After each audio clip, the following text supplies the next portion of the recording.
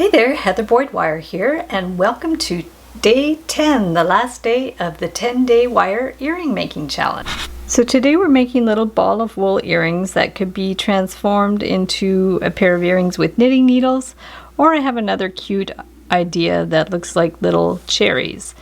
So this is inspired by a ball of wool earring tutorial that I already have up on my channel. And what you're going to need for the project are your tools and different wires. So you're going to either need some like 22 gauge wire for the wool, and then for the base you can use a 20 gauge wire or 18 gauge wire. So for the knitting needles, we're going to take a couple of pieces of 18 gauge wire that are about 5 inches long. And basically what we'll do to start is just take the wire, both wires, and bend it at a bit of an angle, and then to make sure the ends of the needles are the same size, at about 1/2 inch, you're going to just bend it out to one side and then bend this out to the other side. You can use your round or your flat pliers. So the flat pliers just make a little bit of a tighter bend, and then so you want to push this one to the back, and then you're just going to like rotate it so it literally goes like behind here. And then this one too, you want to bend it like so it's nice and tight there, and then give it a little twist so it actually goes to the back. So now this is got a nice kind of like crisscross thing going, and then we'll do the same to the other side. So we want to bend that one, push it around, and then make sure it goes to the back. We kind of rotate it. And then this one too, we're going to give it a nice bend, push it down, and then make sure this goes to the back. So it gives it a nice kind of sharp bend there. You can like squeeze it in if you have to with your pliers.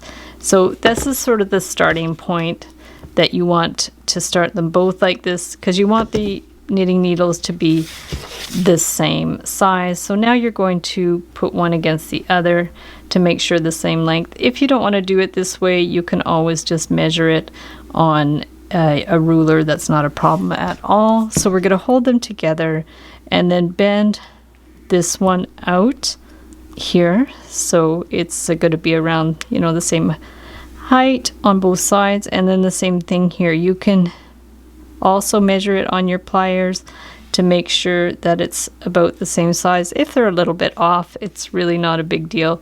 So this just kind of gives me a basic starting point for my ends, and then you just want to bend this into a triangle really, because that's going to represent the end of the knitting needles. If you want to make it round, it's fine. You can definitely just use your round pliers and make round ends to the knitting needles. Whatever looks good in your mind, it's totally fine. And then this one here, we're going to bend so the same way in like a triangle thing. So there we go. So we have that.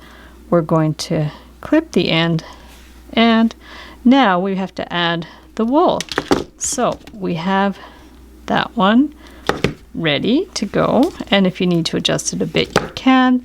And then we'll need our 22 gauge wire, and you could cut a piece, say about 12-15 inches, and clip it. And then all you have to do for this is just secure it on the knitting needles. So just hold this in place and wrap it around, you know, a couple of times, like do kind of an X formation, something like that. And then you can go ahead and clip that end because you want it to get wrapped inside. So we're just going to clip that end. And then now you can just wrap it any which way you want. Like I would just wrap it kind of around and around. Keep it loose because you want it, you don't want to have to use too much wire, but you want it to be like kind of like a full circle, or globe kind of thing. And you want the wire is soft, so you want to use the copper wire because it is a nice soft wire that bends well. And we're going to just go around here. Now if you want to leave a little bit of end and just like have the little end dangling down, you can totally do that too. It's really up to you. And then you're just going to take this end and wrap it around so it's in place. So there you go. pretty straightforward. That seems like a good amount. You can cut the wire longer if you want more wool on it, for sure. So now all you have to do is put on your earring hooks. So we're just going to open them up and stick one on one side, and then it's nice if you have them hanging on opposite sides. So if you've hung it on the outside one, so do the same over here, and we'll just stick that one on there, and there you have your super cute little knitting needle earrings. So the cherry earrings are really cute too. So what I'm going to do for that is we're just going to put like a little loop on the end of the wires, so then you'll have a place that the cherries are going to start. So we're just going to do like a little loop here, okay, here, and then one on this side.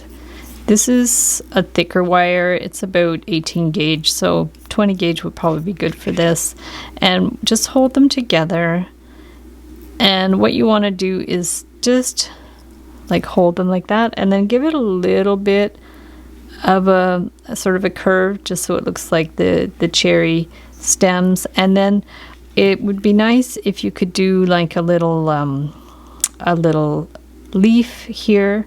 So just like bring this down, and then around here we're just going to form like a little leaf. And then you want to do a loop at the top, so bring this around and just form, like bring it back like this, take them apart. So now we know they're going to be the same size. Bring this around, and you want to make like twist it around so it holds in place. So hold it around here once, and then around the bottom, and then bring this down. This wire is a little bit thick. I think normally I would use a thinner wire. And then here, same thing. You want to make sure but they're about the same length. Bring it there, and then bring it around. So that's going to be our base for the cherries, and just clip that, and then we'll do the other one. So same thing. We're just going to make the loop at the top, bring it around and around here. I ordered this wire on Etsy. I find it a little thick, but I don't have any 20 gauge green wire, so I'm just going to go with this. I'm going to bring this around here. This is actually aluminum wire. You can buy the artistic copper wire in green, which is really nice. I think it's called Christmas green. So we're going to do that one here. So now we have our basic shape for the cherry. You can see in the original one I used gold wire, so you can do either. And then take a good piece of the red, so like say 15 inches. And if you want to make sure the cherries are going to be the same size, cut both wires at the same time, so you know they're going to be this, at least you'll be using the same amount of wire. So we're just going to go here, so at least you know the wires are the same size. So put one over there. Actually, you'll have to cut 4 because there's 4 cherries. So now we're going to just stick it through the wire here, and then to get it secured in place, go ahead and wrap it around the top, because you really need it nicely secured in place before you start wrapping it. If you need to, take your flat pliers and really secure it in place. And then now this is sort of like more free form, so just start by looping it around underneath to hold it in place, and then just kind of crisscross your way around. So just keep going. You want to cover up the green as much as you can. You could have made that loop maybe a little bit smaller if you need. This is just going to take some experimenting. You might want more wire depending on how thick or thin your wire is. This is like a 22 gauge wire. So, and if you find it's twisting around, go ahead and wind it around the stem again, and that'll help secure it. And then just keep twisting around. We're just trying to make a ball, so we're just going to keep twisting around and around until you have like a little a little ball shape. So we're going to take that, and then once you get to the end, you're going to have to twist it around the stem again. So we're just going to bring it around, twist it around the stem, clip it, and then if you need to, you can sculpt it. You could kind of like bunch it in and sculpt it a little bit because it is quite thin. It's the, like I said, it's the 22 gauge wire. So now we'll do the same thing on the other side, where we just stick it through that little loop there and then wind it around to secure it in place. And you can use your flat pliers to push it around, pinch it in place. And then now we want to wind it.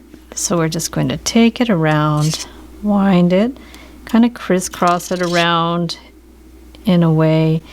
And I mean, in theory, you can just make these with red beads. That would be fine too. This was just a fun experiment, just to see what you could do with other balls of wire. I think it's a fun idea. And so, yeah, if you have other ideas of things you can make with little balls of wire, be sure to share them in the Facebook group, the Wire Art and Jewelry Makers Club. We have a lot of fun sharing our creations in there, and ideas and inspiration. So that's so much fun. So see, I've just wound it around. I keep kind of like changing directions and stuff to make sure like it makes a nice little round ball. It reminds me of some of that like string art where you make little balls. You wrap balloons with string that's embedded in glue. That's kind of fun too. So there we go. So we have these little bunchy, funny looking little cherries, but I think they're super cute, and I think there's a lot of potential of stuff you can do with that. So now both the cherries are done, so we're just going to take an earring hook and stick it on the hook, close that up, and then we'll do the other side. And there we go. So now we have 3 possibilities for the last day of the challenge. You can either do little cherry earrings, little knitting needle earrings, or just little balls of wire earrings. I'll link up that tutorial below. Thanks so much for watching the video. Give it a big thumbs up if you liked it. Be sure to subscribe to my channel for lots more DIY wire art and jewelry making videos. Hit the notification bell to be notified when I go live and when I post new videos. And if you'd like to join the Facebook group, we have the Wire Art and Jewelry Makers Club, where we share all kinds of photos of our work and inspiration. And if you'd like to check out my work on Etsy, my husband and I specialize in custom wedding cake toppers and funky jewelries. I also have a mailing list, so if you'd like to join my mailing list, you can sign up. I'll put the link below, and I'll send you my free Wire Art Essentials ebook. So thanks so much for watching. If you're joining the challenge, be sure to join the Facebook group, and if the challenge is over, no worries, you can still join our Facebook group or check out the event page for creations that people have made in the challenge. So thanks again for watching, and we'll see you the next time.